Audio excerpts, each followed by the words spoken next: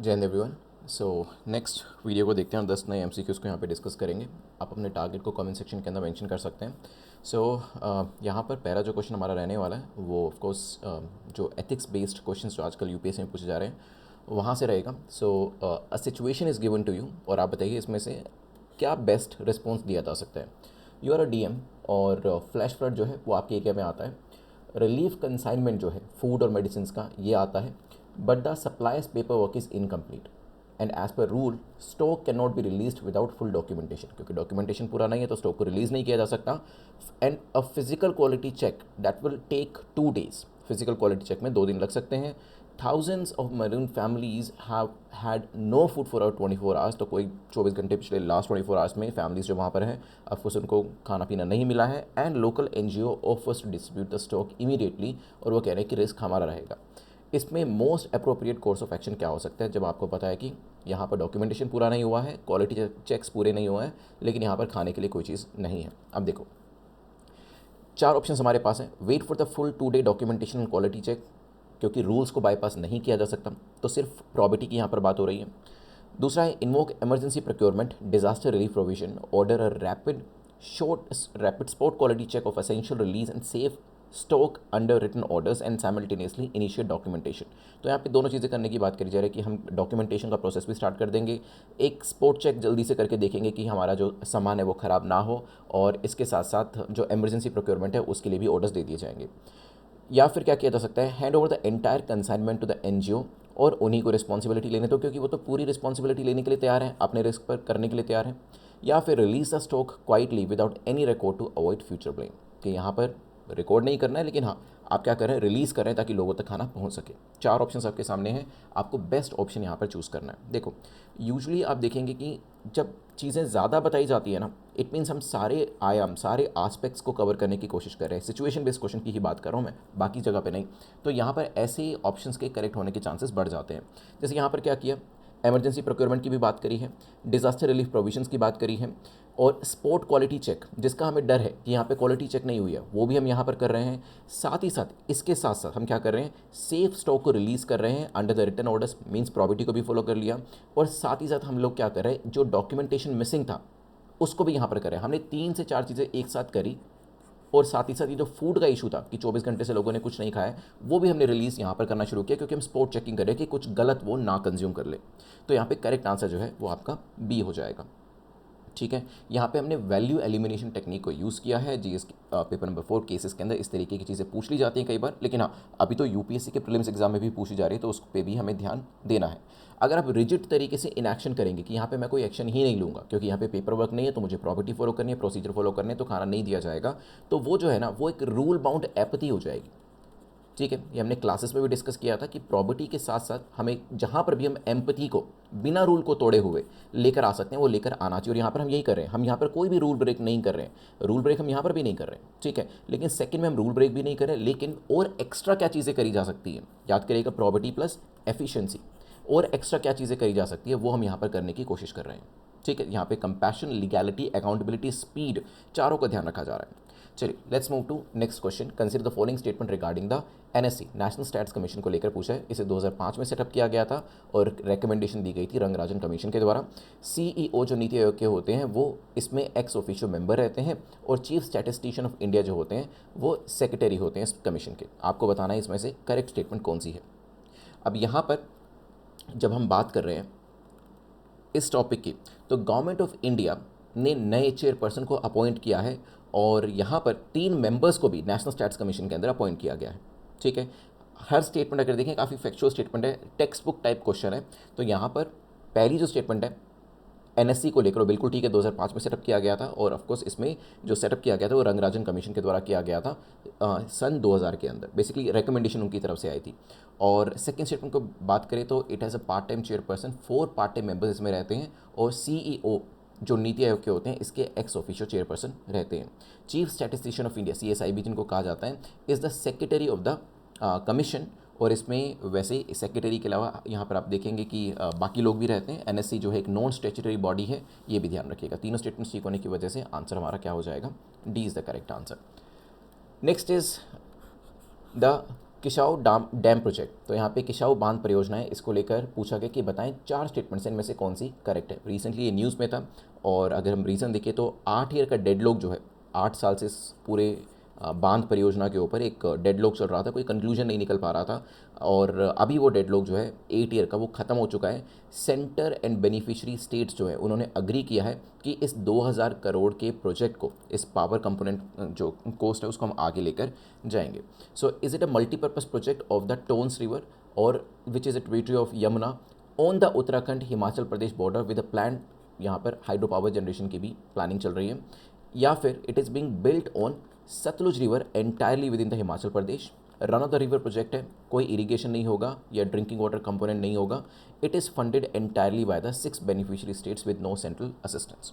वैसे जब हमने वाई इन न्यूज़ को कवर किया कि ये न्यूज़ में क्यों था, तो हमें ये तो समझ में आ गया कि सेंटर और बेनिफिशियरी स्टेट्स जो है उनके बीच में जो 8 साल का डेडलॉक था वो खत्म हुआ है। तो ये तो पता है कि सेंटर तो इसमें होगा, ठीक है, सेंटर और स्टेट्स डेफिनेटली इसके अंदर रहने वाले हैं, तो डी को तो हम एलिमिनेट कर सकते हैं। और कहीं ना कहीं वहाँ पर ये भी बताया था कि 2000 करोड़ का पावर कंपोनेंट कोस्ट इसमें रहेगा, मतलब हाइड्रो इलेक्ट्रिसिटी भी जनरेट करी जाएगी। तो इसकी बात करें तो किशाऊ एक मल्टीपर्पज़ डैम टोन रिवर के ऊपर है, मेजर ट्रिब्यूटरी यमुना की है और इसमें उत्तराखंड हिमाचल प्रदेश के बॉर्डर पे इसे बनाया जा रहा है, ठीक है। 236 मीटर हाइट रहेगी, कंक्रीट का डैम बनाया जाएगा और इसके ज़रिए 660 मेगावाट इलेक्ट्रिसिटी जनरेट करने की बात भी करी गई है, ठीक है। 97,000 हेक्टेयर जो लैंड है उसको यहाँ पर लिया जाएगा और बेसिकली इरिगेशन जो है उसको किया जाएगा यहाँ पर। और इसके साथ साथ बेनिफिशियरी स्टेट्स की बात करें तो इन 2 स्टेट्स के साथ साथ, जब हम उत्तराखंड और हिमाचल प्रदेश की बात करते हैं, इनके साथ साथ यूपी को भी फ़ायदा होने वाला है, राजस्थान को भी फ़ायदा होने वाला है, हरियाणा को भी फ़ायदा होने वाला है और साथ ही साथ जो यूटी है दिल्ली, उसको भी यहाँ पर फ़ायदा होने वाला है। करेक्ट आंसर क्या हो जाएगा? A is the correct answer. Next देखिएगा, यहाँ पर 3 स्टेटमेंट्स आपको दिए और पूछा गया है, consider the following statement regarding farm loan waivers in India. Farm loan waivers को लेकर पूछा गया, जो ऋण माफ़ी करी जाती है, they are classified as revenue expenditure, उन्हें रेवेन्यू एक्सपेंडिचर के अंडर काउंट करते हैं और इसके साथ साथ वो क्राउड आउट कर देते हैं कैपिटल एक्सपेंडिचर ऑफ स्टेट्स को। मीन्स कैपिटल एक्सपेंडिचर के लिए जो पैसा चाहिए होता है स्टेट्स को, वो कहीं ना कहीं ख़त्म हो जाता है। They primarily benefit tenant farmers, tenant farmers को वो ज़्यादा फ़ायदा पहुँचाते हैं, शेयर क्रॉपर्स को फ़ायदा पहुँचाते हैं और लैंडलेस एग्रीकल्चरल लेबरर्स को ज़्यादा फ़ायदा इसके ज़रिए पहुँचाया जाता है। आरबीआई का इंटरनल वर्किंग ग्रुप 2019 में जो बनाया गया था, उसने ऑब्जर्व किया कि एक बहुत बड़ा कोरिलेशन है किस किस के बीच में, टाइमिंग ऑफ लोन वेवर और स्टेट इलेक्शन साइकिल। जैसे इलेक्शन आते हैं लोन वेवर स्टार्ट हो जाता है। तो यहाँ पर 3 स्टेटमेंट्स आपके सामने हैं, सोचिए इसके बारे में। पहली स्टेटमेंट को देखते हैं, they are classified as revenue expenditure. वैसे अगर हम न्यूज़ को समझे तो अभी रिसेंटली वैसे हुआ क्या है, तमिलनाडु जो है, तमिलनाडु ने अनाउंस किया एक full waiver of cooperative crop loans और 75,000 करोड़ का वेवर यहाँ पर देने की बात करी है। मीन्स लोन माफ़ी की बात करी है, इसको लेकर एक वाइट पेपर भी उन्होंने निकाला है, ठीक है। और इसके ज़रिए 13.18 लाख करोड़ का डेट जो है वो माफ़ किया जाएगा, ठीक है। 75,000 रुपये तक का जो क्रॉप लोन है उसको वेव किया जाएगा और इसमें टोटल जो माफ़ी की रकम है वो है 13.18 CR। वेवर्स की बात करते हैं तो इसे रेवेन्यू एक्सपेंडिचर माना जाता है और इसकी वजह से हाँ, कैपिटल एक्सपेंडिचर जो स्टेट का होना चाहिए था वो भी क्राउड आउट हो जाता है। स्टेट जो है अपने तरफ से कैपेक्स जो उनको करना चाहिए था उसे कट आउट कर देते हैं और nearly 1/3 basically to fund them वो यहाँ पे कट आउट किया जाता है। तो यहाँ पे करेक्ट आंसर, मतलब स्टेटमेंट ए, फर्स्ट स्टेटमेंट तो आपकी करेक्ट हो जाएगी। सेकंड स्टेटमेंट की बात करें तो they primarily benefit tenant farmers, share croppers, landless agriculture labourers. देखो यहाँ पे 2 तरीके से स्टेटमेंट को देखा जा सकता है, ये सही भी हो सकती है, गलत भी हो सकती है। यहाँ पे वैसे लिखा नहीं है कि उन्होंने लोन कहाँ से लिए। यूजुअली क्या होता है, जो वेवर का बेनिफिट है वो उन्हीं को दिया जाता है जिन्होंने फॉर्मल इंस्टीट्यूशन से क्रेडिट लिया है या लोन लिया है। फॉर्मल इंस्टीट्यूशनल क्रेडिट जिसको मिलता है उन्हीं का लोन माफ़ किया जाता है। और यूजुअली देखा गया कि शेयर क्रॉपर्स हो गए, लैंडलेस एग्रीकल्चर लेबरर्स हो गए, टेनेंट फार्मर्स हो गए, ये लोग कहाँ से पैसा लेते हैं, ये इनफॉर्मल मनी लेंडर से पैसा लेते हैं और इसी वजह से लोन वेवर की बात ही नहीं उठती है। लेकिन क्योंकि यहाँ पर मेंशन नहीं किया है तो हम कुछ भी अज्यूम कर सकते हैं। हो सकता है इन्होंने फॉर्मल तरीके से ही लोन लिया हो, तो ये सही भी हो सकती है, गलत भी हो सकती है। लेकिन हाँ, लॉजिकली अगर आप देखेंगे, ये देखा गया है कि tenant farmers, share croppers, landless agriculture labourers को लोन मिलना मुश्किल हो जाता है। इसी वजह से एग्जॉर्बिटेंट रेट के ऊपर ये लोग मनी लेंडर से पैसा लेते हैं। तो सेकंड स्टेटमेंट आपकी इनकरेक्ट हो जाती है। आरबीआई का जो इंटरनल वर्किंग ग्रुप है, इन्होंने ऑब्जर्व किया था कोरिलेशन कि जब स्टेट इलेक्शन साइकिल आती है तो वहाँ पे लोन वेवर्स शुरू हो जाते हैं और ये बिल्कुल सही कोरिलेशन इन्होंने पाया था। स्टेट का जो डेट है ये कुछ 27 to 29% ऑफ जीडीपी है और ये 20% जो माना जाता है कि एक 20% से ऊपर नहीं होना चाहिए, इससे काफ़ी ऊपर है। और अगर इस तरीके से लोन वेवर किया जाता है तो डेफिनेटली कहीं ना कहीं जो स्टेट की माली हालत है वो यहाँ पर ख़राब होती है। ठीक है, तो करेक्ट आंसर 1 और 3 हो जाएगा यहाँ पर, सी हमारा करेक्ट है। लेकिन हाँ, अगर आपने डी भी आंसर किया उसे भी आप सही ही मानिएगा। नेक्स्ट चलते हैं, मिशमी तकीन रिसेंटली न्यूज़ में था। ये चारों में से ये क्या है? क्या ये कोई वाइल्ड कैट स्पीसीज़ है जो वेस्टर्न घाट में मिलती है? क्या ये कोई गोट है जो आपको ईस्टर्न हिमालय में मिलेगी और ये IUCN के हिसाब से वल्नरेबल कैटेगरी में आती है? कोई ये माइग्रेटरी वाटर बर्ड है, क्रिटिकली एंडेंजर्ड कैटेगरी में आता है, या फिर कोई प्राइमेट है जिसे आप अंडमान निकोबार में पाएंगे? एक स्पेसिफिक स्पीसीज से संबंधित क्वेश्चन पूछा गया है, कैटेगरी मैचिंग एलिमिनेशन है, तो ये तो याद ही रख के जाना पड़ेगा। गोट है जो ईस्टर्न हिमालय में आपको मिलेगी और IUCN की जो लिस्ट होती है उसके अंडर ये वल्नरेबल कैटेगरी में है। क्वेश्चन क्यों बना? क्योंकि फर्स्ट एवर वीडियो फुटेज जो है वो मिशमी टकीन का देखा गया, रिकॉर्ड किया गया टिंगड़ा रिजर्व फॉरेस्ट नॉर्थ सिक्किम के अंदर। ठीक है, तो जब भी कोई स्पीसीज न्यूज़ में होती है किसी भी रीज़न की वजह से, तो वहाँ पर फिर क्वेश्चन आने के चांसेस बन जाते हैं। नेक्स्ट देखिएगा, यहाँ पर world day to combat desertification and drought को लेकर 3 स्टेटमेंट्स दिए और पूछा है कौन सी स्टेटमेंट आपकी करेक्ट हो जाती है, कौन सी सही स्टेटमेंट है। It commemorates the adoption of UN Convention to combat desertification, the only legally binding international agreement linking environment and development to sustainable land management.